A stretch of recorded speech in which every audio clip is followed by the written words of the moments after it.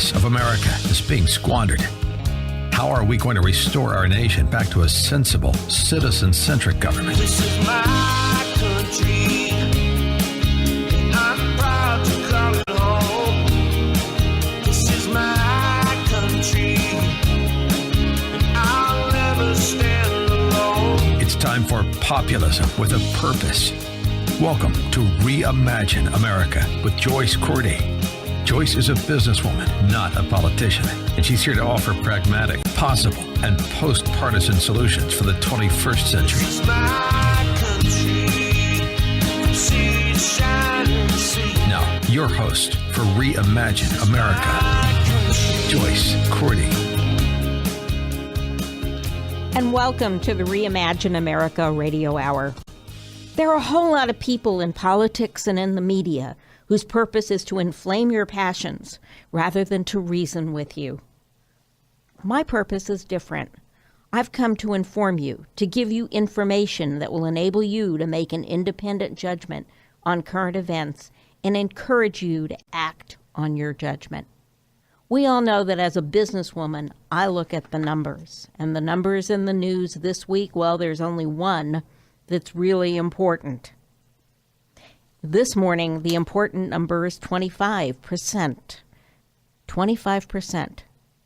That's the percentage of Californians who will not vote in next year's presidential primary because they've told the registrar of voters they have no party preference. Our guest this morning is Jim Rex, and Jim is here to tell us that there is a third way for today's political orphans. That people like you and I can be relevant again without surrendering to the extremes. Jim has had a long career at the University of South Carolina, and then followed that with a term as South Carolina's Superintendent of Education, working closely with then Republican Governor Mark Sanford. Jim was a candidate for governor of South Carolina in 2010. And since that time, he's worked tirelessly to create a viable alternative, a third way to restore sensible centrist government. First in South Carolina, and now he's taking that aim and that message across the country. He's instrumental in building momentum around a new alliance party. Good morning, Jim. Thank you so much for being with us. Good morning, Joyce. Thank you for having me. I appreciate everything you are doing and have done with the Reimagine America. Oh, thank you. We are trying our best here to be sensible centrists. And when you read through the Alliance Party platform, it is the most sensible, calming, centrist view of American politics. And I think it's where people would like to be around their dinner table instead of where they are. You know, that's we've been struggling with this mightily for some time now. Would you agree? Well, Joyce, I do, and I think that's where Americans are, around the dinner table. The only time we're not, looking at each other and talking and listening to one another is when we get in the political arena. And that's because of the way our two parties position their candidates and the way they position themselves when it comes to electing and re-electing those candidates. So, we're not naturally, normally a divided nation. We certainly aren't in our communities and in our families, but our political structure has created that. I would agree with you, but we're seeing a shift in that political structure. We've seen a steady decline in party registration since 1990, and an increase in, whether you're called an independent or no party preference or whatever. About 42% of the electorate now do not align themselves from a wish point of view. We're not talking about the choices they get at the ballot, but where they want to be in the center of American politics. About 42% of today's registered voters are either independent or no party preference, depending on how their state calls them.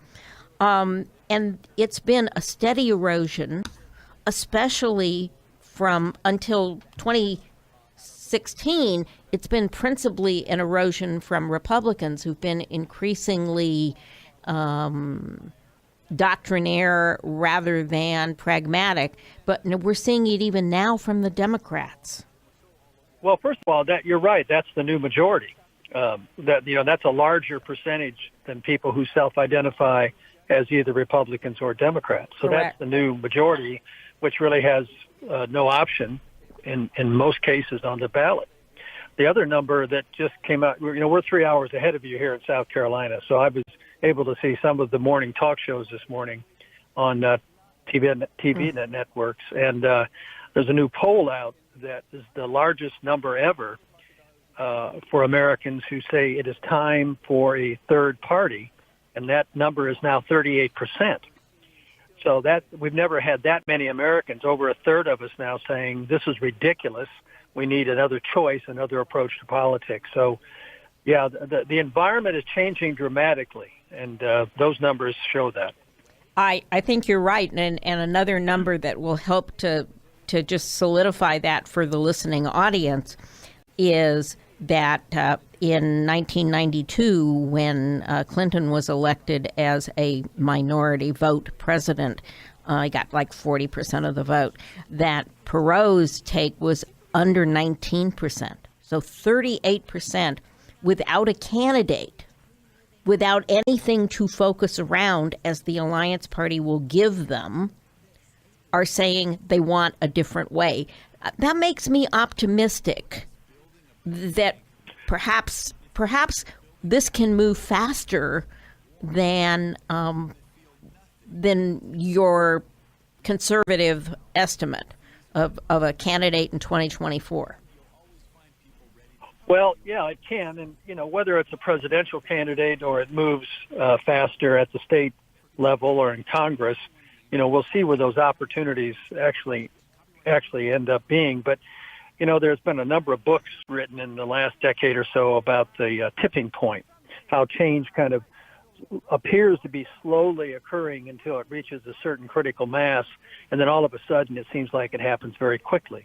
And, you can think of lots of things in America, for example, the whole national attitude about gay rights. Correct. That looked like that was never going to change, and then wham, it changed all of a sudden. And I think the same thing is going to happen with our political structure. The vast majority of Americans, in poll after poll after poll, are saying that neither party represents their interest.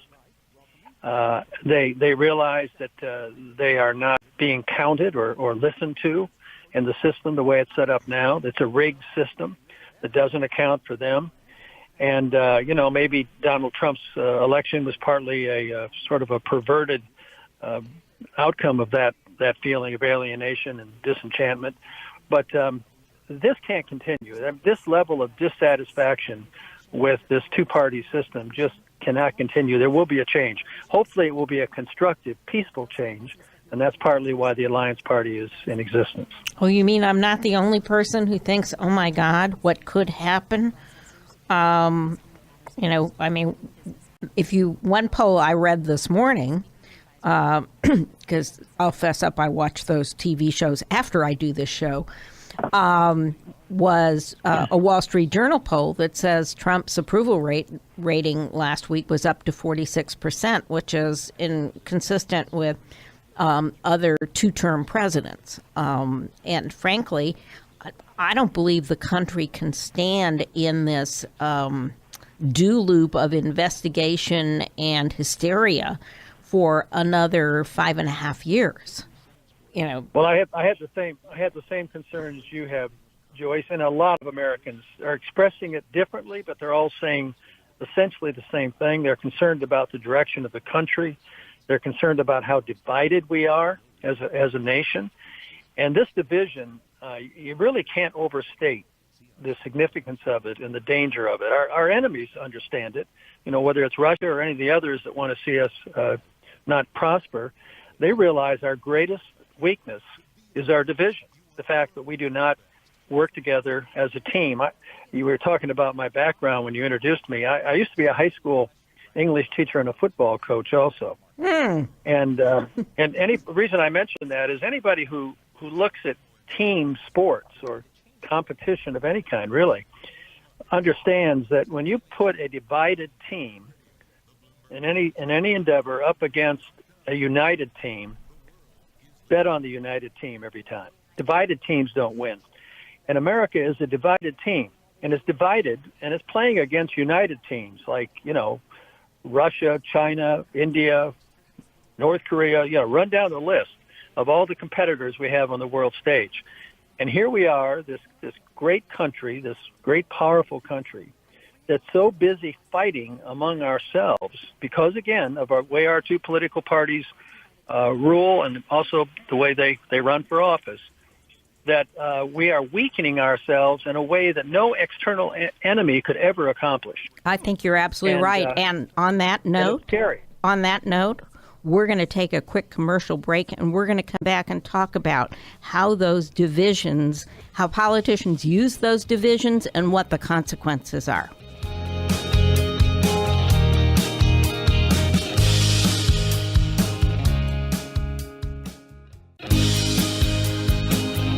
You're listening to Reimagine America on 860 AM. The Answer. Once again, your host, Joyce Cordi. And we're back with Jim Rex, the energy that is behind the new Alliance Party. And as we went to break, Jim and I were just starting to talk about how the divisions we're experiencing weaken us. And I think you're absolutely right that if you look at the Democratic primary as it's beginning to shape up, it has two marked characteristics. How much can we give you for free? And you and I are both old enough to know there is no such thing as free. And it's also about how do we divide you up by gender, by race, by whatever. I mean, America's strength has always been in being a melting pot. Charlie Cook of the National Review, who is English, right, who's a naturalized American, says nobody comes to America not wanting to be American. So what's happened to us, and how do we, what those divisions, in my view, are not just national security issues, but they weaken us economically and socially. And where do we go from here? Because I don't think the majority of Americans want that. No, they don't. I don't. I know you don't, and I'll bet most of your listeners don't. We have sort of an inherent understanding that when you deal with big, urgent, complicated problems, you need to work together. You need to find common ground, find consensus, and, be pragmatic problem solvers, which is not what we see any longer. We're no longer a melting pot, as you said. We're now more like an octagon, if you're familiar with the fighting cages you see on television. Yeah. And, the parties are responsible for that. They're responsible for it because of the way they run for office and the way they keep their incumbents in office and the way they hang on to power. And, division works well for them, and it does not work well for the country. I think Americans are ready for another choice, another approach to politics on the ballot, a different type of candidate. The Alliance Party, there's no magic about, or it was not an accident that we chose that name, the Alliance Party. Embedded in that name is the first three letters, all. We're all in this together. And even the synonym ally, that we have to stop viewing ourselves as adversaries. We need to start viewing ourselves as allies who should be working together toward the perfection of this great idea called America. And it won't happen unless we do that. It won't happen unless we have leaders that do that. And I know you've mentioned President Trump a couple of times. I started this journey after being in office for 4 years as a constitutional officer elected in South Carolina. And from inside the sausage factory, I saw how bad it really is. And it's gotten worse. I was elected back in 2006, and I was a constitutional officer, Secretary of Education, for 4 years, 2007 to 2011.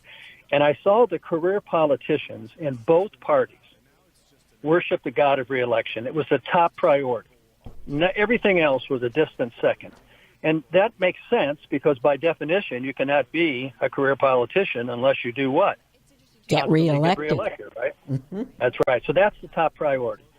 So we need to think about the way this thing all started, with the founding fathers. They didn't envision career politicians stay in there for 30 years. They envisioned, as you well know, Joyce, because I've heard you talk about it, they envisioned citizen legislators, people who came in for a term or two or three, made a difference, tried to make things better in their community or their state or their nation, and then went back home.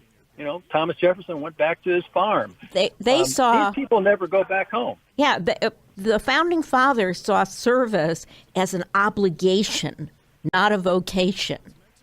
There's nothing in the United States Constitution that requires two parties.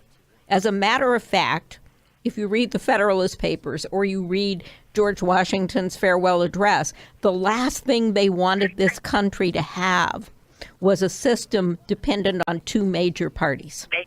You're right. In George Washington's last public statement, he warned about political parties. And he predicted that if we had them, they would become more concerned about their own desires and needs than the desires and needs of the nation. You're absolutely. I remind people that George Washington never told a lie. And George Washington was prophetic. He sure was. As you and I both know, because we've both studied American history. And a very good example of what you are talking about the first priority of all politicians to get reelected. And we had a conversation off the air before we started about a couple of current members of the Republican Party and their sometimes people that I've known, and one of them that Jim knows for many years, and sometimes it's hard to recognize their public personas in conforming, and so sometimes I think our elected politicians, and this is one of the reasons that I think the Alliance Party is so important, is that right now so much of our politics is driven by the thing that Thomas Jefferson most feared, what he called the mob, Jacksonian democracy, which, by the way, is what my undergraduate degree is in, is the rabble choosing the representative was their fear. That was why they wanted the House to have 2-year terms and the Senate to have 6-year terms, so that the Senate could act as a brake on the House, but the people would have direct representation. That's the basis of the republic rather than a direct democracy. But what I see in politicians today is they fail to lead. The dependency on getting reelected, they fail to lead. They don't tell people to aspire to be their better selves. They say, okay, we'll conform to your anger. Anger works, unfortunately, just like, negative campaigning works, unfortunately, because it appeals to the, as you said, not our better side, but our least desirable side. And we've got to find leaders who do that. I'm a firm believer in term limits, and the Alliance Party is also. So one of the many things that's different about the approach that we're talking about with the new Alliance Party is that we are looking for candidates who are driven and motivated by public service, not by wanting to have a long career as an elected official. And that makes a big difference, because you suddenly have people that are willing to risk re-election in order to do the right thing. In other words, if you go in knowing you're not going to make a career out of it, and you have to take a stand on something that matters, a matter of principle that's the right thing for the majority of people in the country, and you realize it may not be popular with a particular base or a demographic, it may not even allow you to be reelected, you're willing to do that because you're not giving up a career that you don't aspire to anyway. Right. In other words, you are not running for office in order to pay your mortgage. And I want you to hold that thought because we're going to go take a quick commercial break. And when we come back, we're going to talk about the nuts and bolts of how the Alliance Party is going from being an idea to a thing.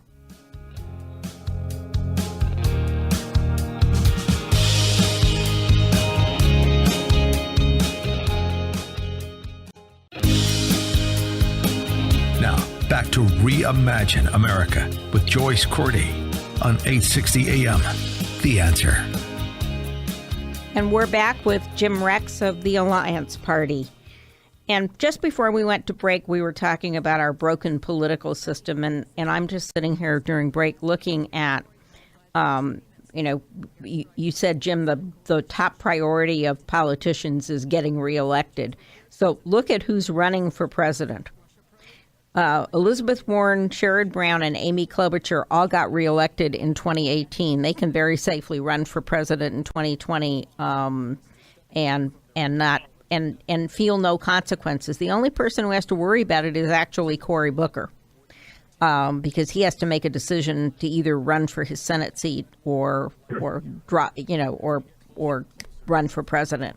And everybody else is a termed out governor. All these people are running for higher office while knowing that they will be safely on the taxpayers' dole when it's all over. And what you're looking and what you're looking for in the Alliance Party, and what I have espoused for many years, both on the air and in print, is we need people who run because they want to serve, not be served. You're exactly right. And the Alliance Party, which I'll tell you a little bit about here in a second, because it's much, much, much more than just a good idea. Our three words that kind of capture our philosophy, our governing philosophy, is unity, community, and responsibility. And all of that is based eventually on having the right kind of candidates and getting the right kind of people elected to office. And then the proof in the pudding, of course, is how those people behave, what kinds of results they accomplish while they're in office. If they don't do things differently than what we have now, then there's no point in doing all the work that's going into this party. This party is an amazing initiative. It's been in existence for 4 months, just a few days more than 4 months. We already have 22 states organized, filed and legally organized, including California, by the way. Ooh. You're going to tell us more about that. Yeah, I will, just a second. And we're on track to having all 50 states organized and legally filed by the end of 2020. So this is a fast track, and it's a fast track for lots of reasons. The urgency of the problems that you and I have just been talking about, the dissatisfaction of the American people. But the main reason it's moving so fast, amazingly so to me, is that people are ready for it. They are ready for a different approach, a different choice, a different option. In California, the state chair of the Alliance Party is a gentleman named Chris Dawes, Dawes, and his email is ca.theallianceparty.com. If you don't mind, I'll say it again. ca.theallianceparty.com. And while I'm thinking about it, the national website is theallianceparty.com. And you have to put "the" in there because, as you know, Joyce, we talked about this earlier. If you don't put "the Alliance Party," you're likely to end up on the wrong website because there are some other websites out there that have the word alliance in it. And so we're so new that you may be taken to the wrong source. So please put theallianceparty.com. And more than that, if the site that comes up is not a bright shade of yellow, you're in the wrong place.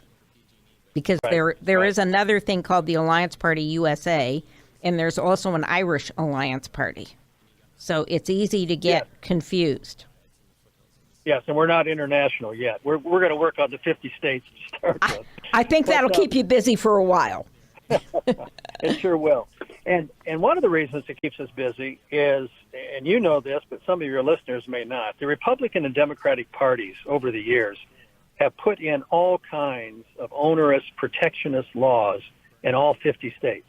both of those parties and their representatives say, and I used to be a member of one of those parties. Yeah, so was I. They say they support competition. They say the competition is a good thing. But they make one exception for that, and that's themselves. They do not want competition on the ballot. They've got a great gig going. You know, you take power for a while, and I'll oppose everything you stand for, and then I get my turn, and you oppose everything I stand for, and we go back and forth. And Americans are finally catching on to the scam of these two parties. So what we're trying to do is to obviously break that up and give people a chance to break that. And I wanted to say something about President Trump, if I can, Joyce. Sure. I got involved in trying to help change the system, along with a lot of other people. By the way, you gave me some credit at the front end that I appreciated, but there's a lot of people involved with this. Over 100 volunteers at the national level. Brian Mistro, who is a businessman from the state of Washington, is the national chair. I'm one of the two vice chairs. But a lot of people working on it, and it is it's something that started long before Donald Trump ever came on the scene. And we're not never Trumpers. One way I like to say this to people is, don't hate the player, hate the game. It's the game that is wrong. It's the game that's rigged. And, you know, Donald Trump can go away tomorrow, and we're still going to have the same set of problems. Absolutely. In fact, if he's not president, I think there's a very good chance he'll be more of a problem, because he'll be unfettered by the presidency and all these nasty laws that try to constrain him. And he'll take his money and his followers, whatever that percent really is in America, and God only knows the kind of damage he can do. So the system is what we should be focused on. Donald Trump is a symptom. Mm-hmm. He's not the problem that we're all trying to deal with. And so that's really an important basis of what we're trying to do with the Alliance Party. We're trying to be in that broad center, as you said. As I mentioned, I used to be a football coach, and I also used to be an English teacher, so I like metaphors, and I like to use the football field. You know, most Americans are not in one end zone or the other. They're in between the 30-yard lines. Correct. And they move back and forth depending upon the particular issue that's being, you know, discussed, or the problem that's trying to be solved. You know, if it's on financial responsibility, they might slide a little bit more down to one end of the field, the more quote-unquote conservative side. If it's on a social issue, they might slide a little bit further down the other end of the field on the so-called progressive or liberal side, or whatever name you want to put on it. Mm-hmm. But most of us stay in that broad center, which is where you can solve problems, reach consensus, and you don't have to end up hating your fellow American in the process. That's what I think we're all hungry for, and that's what the Alliance Party is going to be bringing to the ballot. And how are you planning to? You have ballot access in California now? No, we do not. And in California, all of the states have ridiculous obstructions to having competition with the Republicans and Democrats. Some are worse than others. In South Carolina, we have ballot access. But as it turns out, in South Carolina, we had a fairly low threshold. We had to get 10,000 registered voters to sign a petition. We ended up with 16,000. This was back in 2013. So even back then, we had a lot of people who were sick of having the lesser of two evils choice always presented to them. And then once we got on the ballot, we stayed on the ballot as long as we put candidates. We've had over 20 candidates in our general and special elections. So once you're on the ballot in South Carolina, you stay on as long as you have viable candidates who are running. Some states, and California is one of them, there are others that are even worse, make it extremely difficult and expensive on purpose to get on the ballot and compete with the Republicans and Democrats. We're in the process of beginning that ballot access procedure. And, we're hoping that by 2020 we'll have it. If we don't have it, if we don't have the party per se on the ballot, we will nonetheless be organized, and we will have candidates. I know we're going to have at least one candidate for the U.S. Congress already, and we'll probably have a lot more by 2020. Those candidates will run as Alliance Party candidates in California, even though they may have to be listed as an independent candidate on the ballot. Well, we'll be there. In California, Except in the presidential primary, we have what are called jungle primaries. So it's top two finisher. So if you can run a really great candidate, as we've seen in some districts in California, it is possible to, there is a hunger for, because we did this by initiative. We did the jungle primary by initiative to break the power of the two-party system. We failed in that intent, but we've created the vehicle. So if the right candidates were running, I think you could be optimistic that at least in some of the urban counties in California, you could make a difference. Well, we think we can. And, the two parties are scared to death of competition. They've seen the polls that you and I have been talking about earlier in your program. They know what's happening out there in America, the sentiment that's building up against them. And I'm not a fortune teller, but I'm pretty sure about this prediction. As far as the Alliance Party is concerned, by 2020, we should be the third largest political party in the country. We'll be bigger, quote unquote, more critical mass than either the Libertarians or the Green Party. That's not our goal to be the third largest party. Our goal is to be the most influential party in America, period. But we're not going to be there by 2020. But, we know that the time is right for this, and that we're going to begin to challenge the duopoly, the monopoly that these two parties have. And when we do that, it's pretty predictable what will happen. The first stage of resistance to us will be trying to ignore us. They'll try to pretend we don't exist, that will go away, just like all of these other attempts, for the most part, have in the past. You mentioned the Whigs back in the 1800s, but really they pretty much have had a monopoly for well over 100 years. Yes. So they think it'll go away. They hope it'll go away. Then when we start challenging them and start winning, as we will, their second stage of resistance will be to attack us. And by the way, that will be a day for celebration for us. And because when they start attacking us, that tells us what we want to hear, which is they're worried, they're scared. By God, there really is going to be competition. And speaking of attacks, we're going to do two things. We're going to take a break, and then we're going to give folks the call-in number, and we'll see what kind of response we get.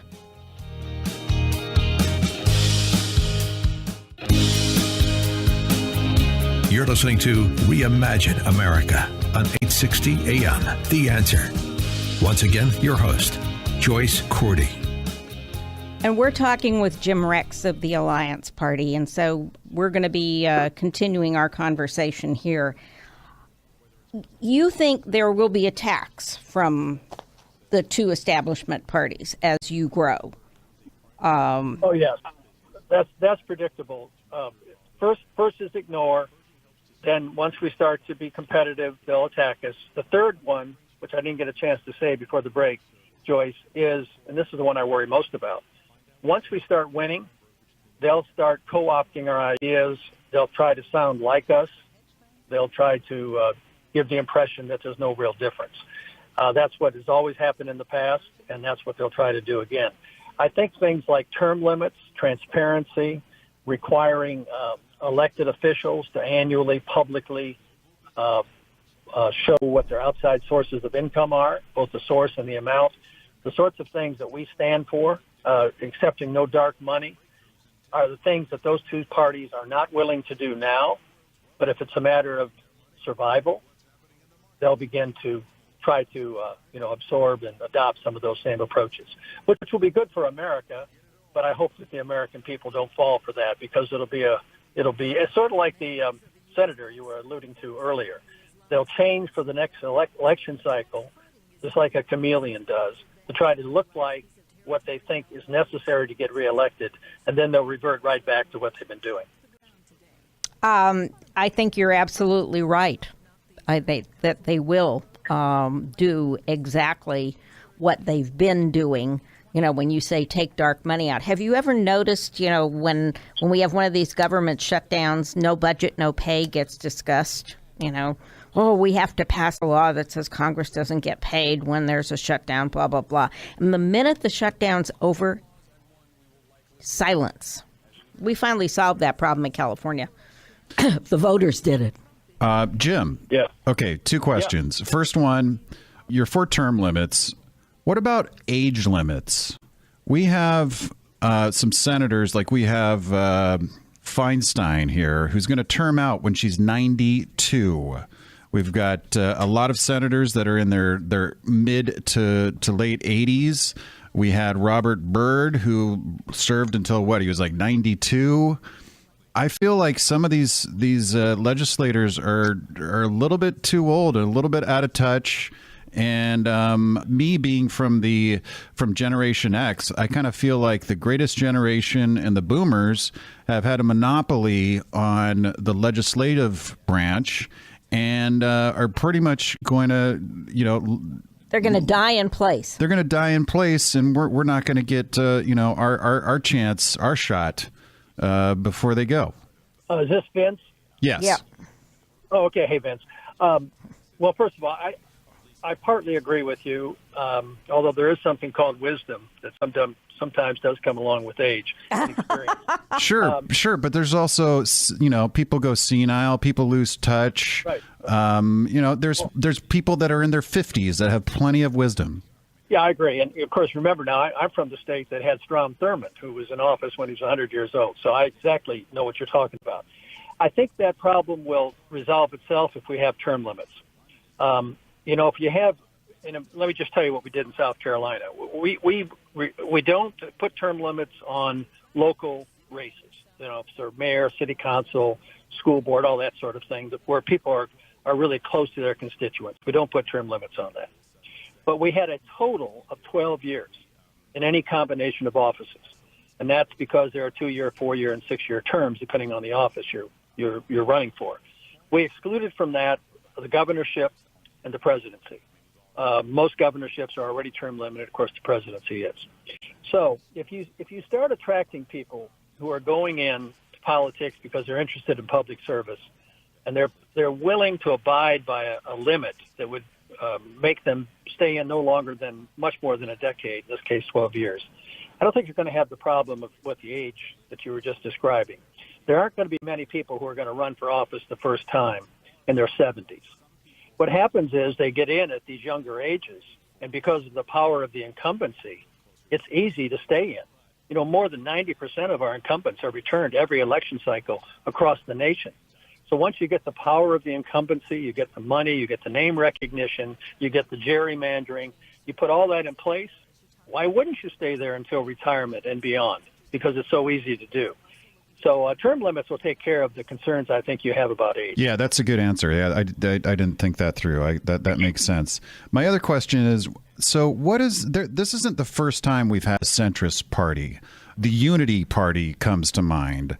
So what is it about the Alliance Party that is going to be different than these other previous incarnations of centrist parties? Well, one of the problems with, again, I go back, I used to be an English teacher, so excuse me for this, but, the words that we try to use, conservative, liberal, progressive, centrist, really do us as much injustice as they do justice, because they really don't grasp it.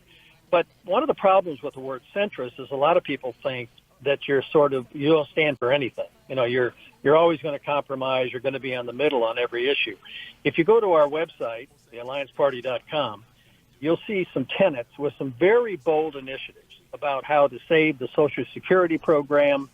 Joyce mentioned earlier, the government shutdown and the fact that our congressmen and their staffs continue to be paid.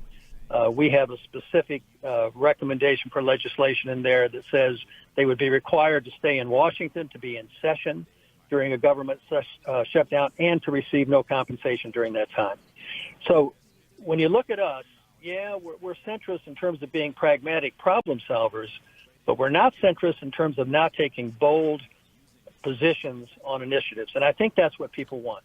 They want these problems to start getting solved. They want to see progress made. And that, I think, is one of the things that sets us aside.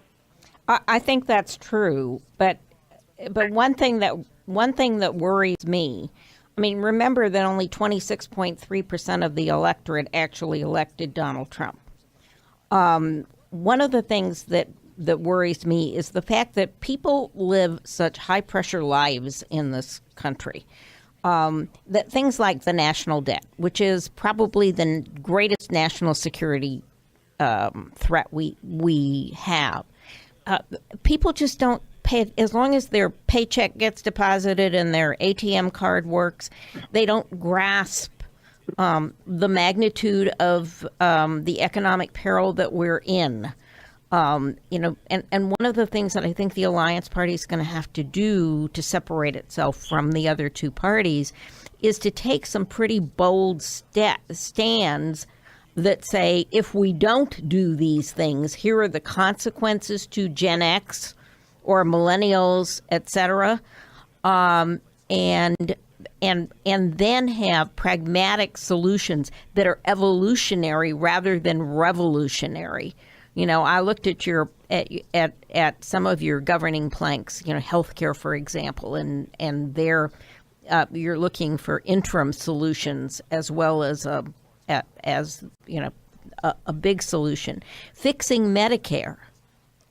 It is actually quite simple. There is a great plan in Congress right now, but nobody will who has the clout will get behind it because it involves about a 50-cent a week tax increase. Joyce, there's two words that politicians never want to hear or use. They're both three letters, and they both end with the letter X. One of them is tax. Mm-hmm. The other one starts with S.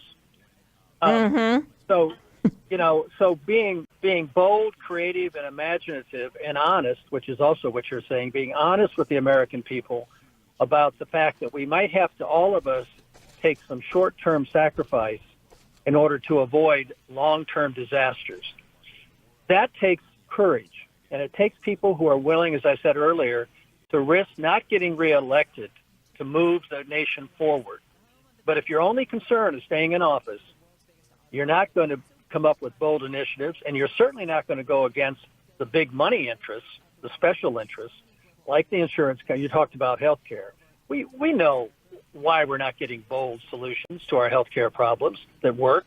It's because of the special interest groups that are pouring money, hundreds of millions, if not billions of dollars into these reelection war chests that these people depend upon. We know what the problems are. Like I said, we've got to start changing the game, unrig the system. And then I think more Americans will realize that they should be voting because they have a reason to vote for something as opposed to what's happening now. Every fiber of my being agrees with you, and we're going to take a really quick commercial break, and then we're going to finish up with Jim, and we're going to talk about next steps.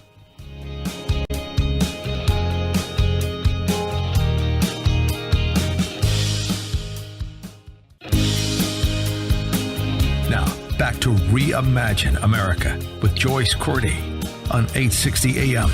The Answer.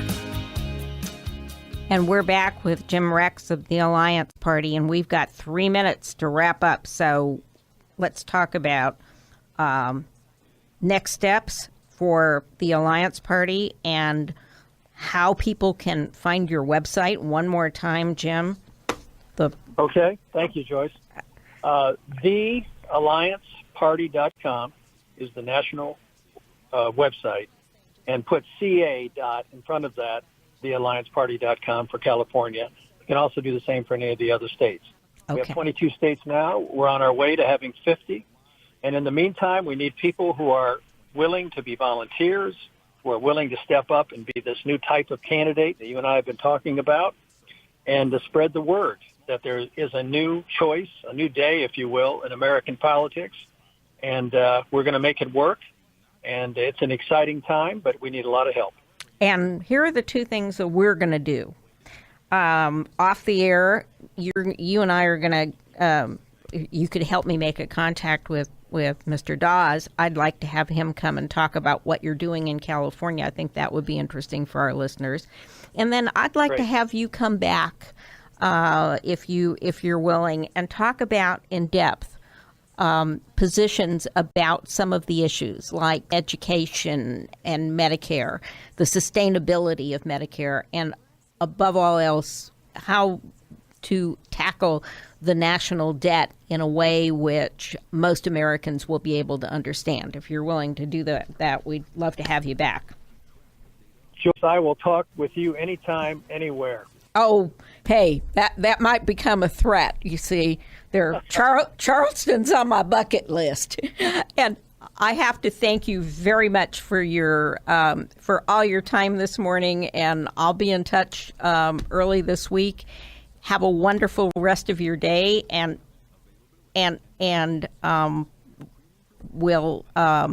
And do you have any closing thoughts in this last minute that we have left?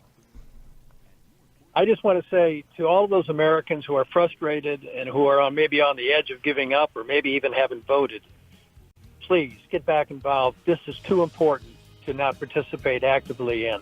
And we hope you'll look at the Alliance Party on our website, look at those tenets you mentioned. And we'll look forward to having Jim back, and we'll look forward to another conversation next week at the same time. And in the meantime, reimagineamerica.org, and you'll find a podcast of this program. Have a great day, everyone. And we're out.